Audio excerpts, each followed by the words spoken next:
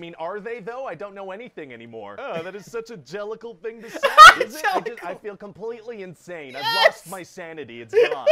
Jellicle. Hey guys, my name's Dan. Today's reaction is a Cats pitch meeting revisited. So I'm not really quite sure of the significance of why he's deciding to revisit this. Well, I'm sure we're gonna find out a little bit more about that. I've never really been too much into Broadway musicals, so I didn't really have any sort of connection to this any way, shape, or form.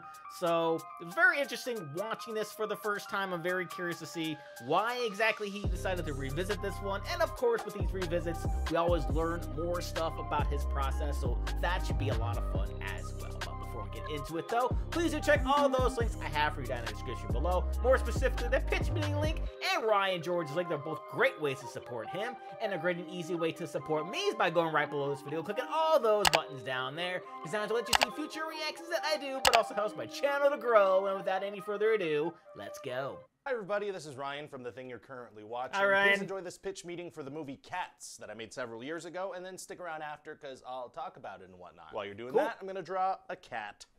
So, you have a movie for me? Yes, sir, I do. I was thinking we could make the musical Cats into a movie. That's a recognizable property, so I'm all ears. Well, I'm mostly not ears, I just have the two. Right, so tell me about this thing. I don't know anything about the musical. Well, the movie's gonna start, and we're gonna meet this cat named Victoria. So far, so good. There's already a cat in the movie. Yeah, so she gets abandoned in an alley and gets surrounded by a bunch of other cats. Even better, more cats. Get them in here. And so they start singing Jellicle songs for Jellicle cats. Jellicle? Exactly. The song goes like, because Jellicles can and Jellicles do and Jellicles can. Right. But what does Jellicle mean, though? Jellicles, they can and they do, so they do and they can. Yeah, they're Jellicles. Is it like short for angelical, like angelic or something? No, it's just a Jellicle. Jellicle. You're just gonna keep saying the word Jellicle over and over again with no explanation? That's right. We're just gonna keep saying the made-up word Jellicle and not provide any context or explanation. No, not at all. Very confusing. At one point in the movie, one of the cats is gonna tell another cat, "You truly are a Jellicle cat." Wow, well, that sounds like a nice moment, or a completely neutral one. I don't know. I don't know either. Wow. So then we're gonna find out that all these cats are competing for a prize because there's a Jellicle moon. Oh, so the moon is Jellicle too now? Of course the moon is Jellicle. I just wish you could provide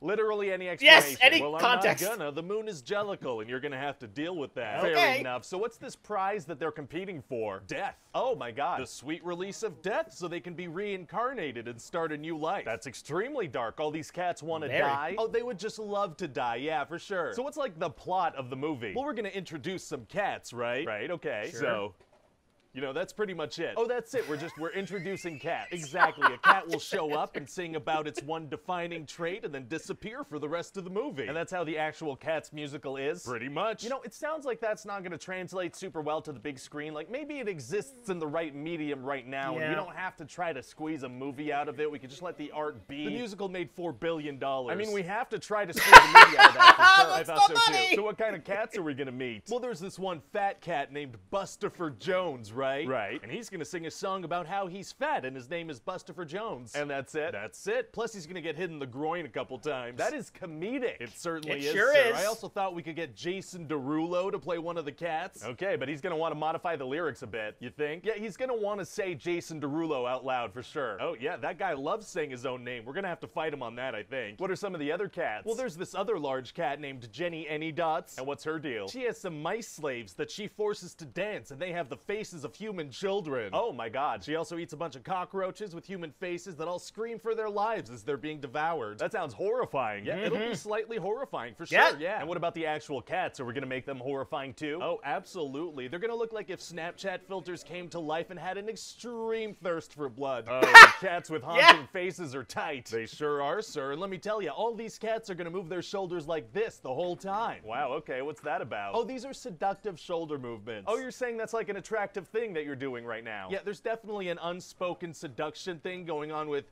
you know, every cat. Yikes. They're gonna rub themselves on each other, their tails are gonna twitch, they're gonna come close to kissing a couple times. I feel just so very uncomfortable. Same. Anyway, we're also gonna meet an old lady cat, and her name is Old Deuteronomy. I've never owned a cat, but I assume that's a pretty standard name for one. So Deuteronomy runs this thing called the Jellicle Ball, and she chooses which cat's gonna be reborn. Sure, I mean, most of the things in that sentence were real words, so no complaints here, but there's also a mean cat you should know about. Uh-oh, a mean cat, huh? What's his normal name? Well, his name's McCavity. McCavity, and he wants to be chosen as the cat that's reborn. Why? Because that works. So what does he do? Well, he uses his magic to cheat. Oh, this cat is magic. Yeah, because nobody this loves cat cavities, is magic. right? So he teleports some cats onto like a boat barge thing so they can't compete anymore. A very bad cat. A very bad cat. So at the end of the Jellicle Ball, he's like the only candidate left. So he's like, Deuteronomy, choose me for death, which is a normal thing to want. Now you're getting it.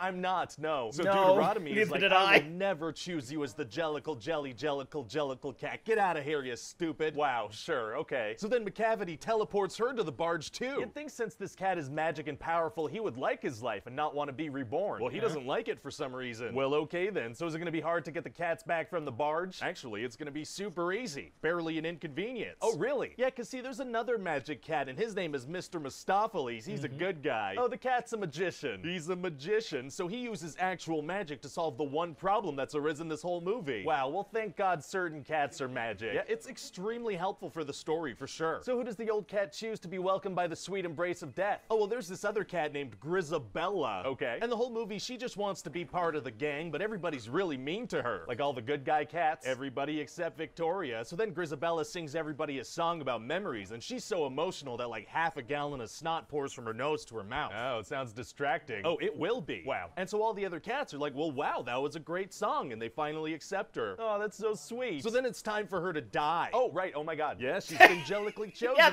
the Jellicle Ball under the Jellicle Moon. So she's finally accepted by the other cats and gets the life she wanted, and the reward for that is dying and getting a new life. That's right. So they shove her in a chandelier that's also a hot air balloon, and she flies up into the sun to her impending doom. Wow. Okay, I don't understand any of this. And then old Deuteronomy stares into the camera and speaks to the audience for 3 minutes straight. Why does she do that? Well, she's like, now you understand cats. I truly don't. I've never been more confused in my life. She also says cats are not dogs. I mean, are they though? I don't know anything anymore. Oh, that is such a Jellicle thing to say.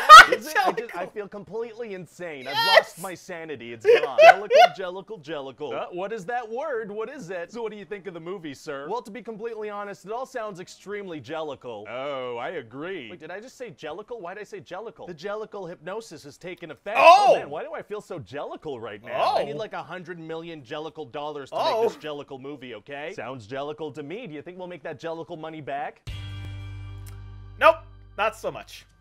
The little censored butthole is a reference to that whole butthole cut rumor that there was about cats, that there was a whole that was a thing. You actually saw their buttholes. Now that I've been doing this for a couple of years, I know that that's just every movie. Every movie has a butthole cut. It's a lighting thing. When they're setting up lights, the human sphincter is what, you know, is the most complicated to light. So if you've got that lit, you know your movie's gonna look good. And that is why studios can't afford to fairly pay their writers and actors, because they're spending so much money digitally removing buttholes. Anyway, that's just a couple of industry secrets. Now let's talk about this pitch meeting Cats. I mentioned before that this is probably my favorite pitch meeting because I left that movie so confused. It's funny, even though nobody went to see this movie, it lost a bunch of money. This is one of the most viewed pitch meetings. It's such a weird movie. It's not even like a so good it's bad movie. It's just confusing.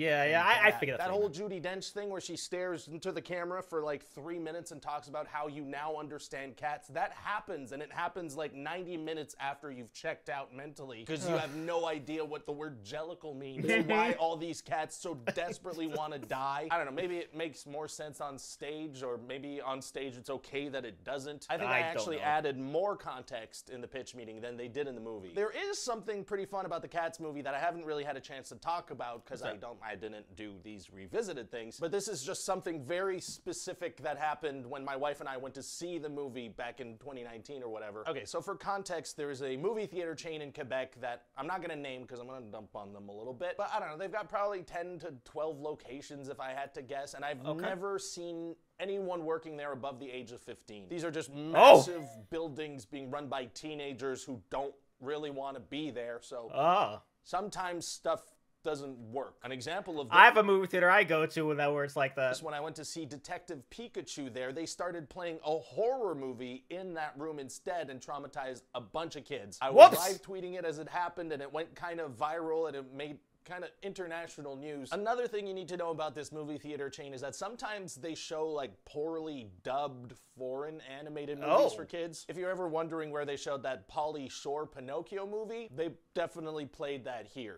When can I leave to be on my own? So anyway, we're at the movie theater and I look at the screening times for Cats, and there's kind of a lot of screenings of Cats. It's kind of like when an Avengers movie comes out and it just takes up all the screens. It was like that, but for the musical movie Cats. So that was kind of confusing. I didn't know if they were expecting like a massive crowd for Cats. Then I look around at where they have all the posters listed and I see this poster right here for a movie called Cats. And a quick Google search reveals that this was originally a movie in Mandarin that's been poorly dubbed into English with Dermot Mulroney doing the voice for some reason. And I think to myself, the children of Montreal just can't catch a break, but this is gonna be pretty entertaining. Having lived through the Detective Pikachu horror show, I knew that they were not gonna manage this well. And sure enough, we got into the screening for the feline sexual movie Cats, and there were just so many young kids in there. Which means that the 15-year-old at the box office asked no follow-up questions when these people with their young children asked to see Cats. They just gave them tickets to this one. Or maybe they asked a follow-up question and they were like, which Cats? And the parents were like, the one with the animated cats. And they were like,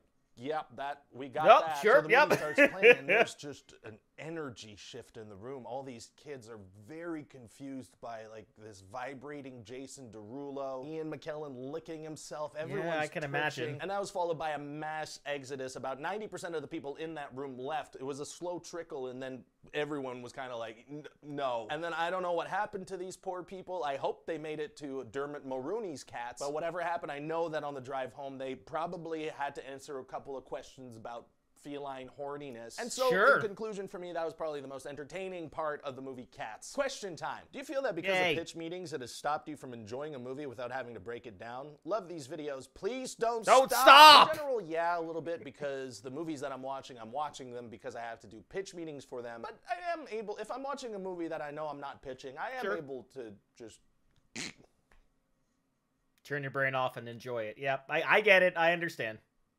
You know, I've been a huge fan of pitch meetings for a while, and I've been loving these revisited ones. I have a question. Do you make these videos one at a time from beginning to end, or do you have several that you're working on at different stages of development? Oh, that's interesting. One at a time, baby. I don't think I have the mental capacity to multitask in that way.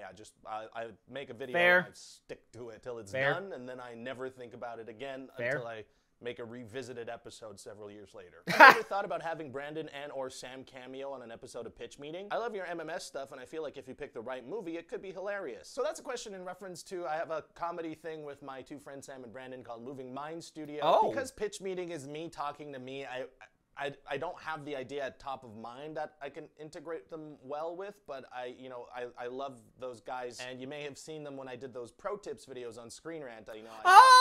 An episode. So I'll give this one a maybe if there's the right idea to do it. Hi Ryan, I have a question. Can you please not answer this question? Thanks. No, I can't do that. Okay, bye. See you next time. Yeah, this movie was certainly, it was a confusing mess, to say the least. I checked out a few times while watching it. It was one of the more bizarre movies that I've ever seen. I don't really have too much else to add because he basically covered everything. It's interesting to hear about his theater experiences because I've had certain theater experiences that are kind of similar.